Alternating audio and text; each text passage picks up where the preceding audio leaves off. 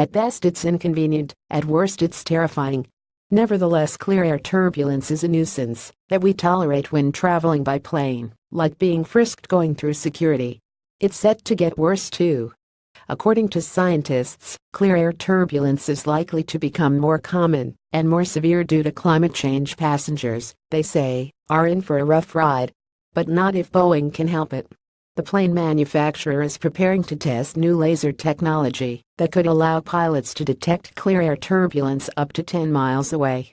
That's not far when you consider that the cruising speed of a passenger jet is about 550 miles per hour. It basically gives the pilot 60 seconds to react. However, that's just enough time to change course slightly, or tell the cabin crew to batten down the hatches. Developed by the Japan Aerospace Exploration Agency JAXA, the new lighter technology will be tested on a Boeing 777 early next year.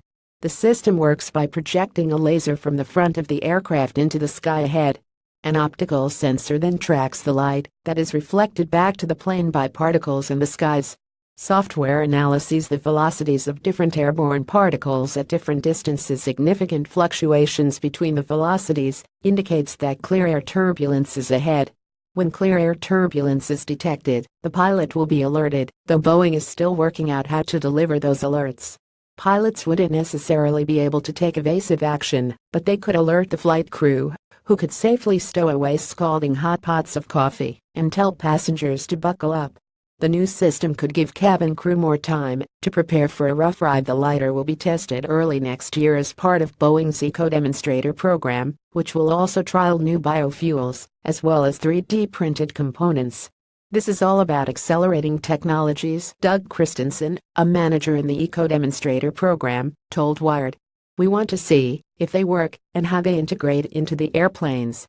If the lighter system is successful, Boeing claims it could find its way onto commercial airlines in a few years.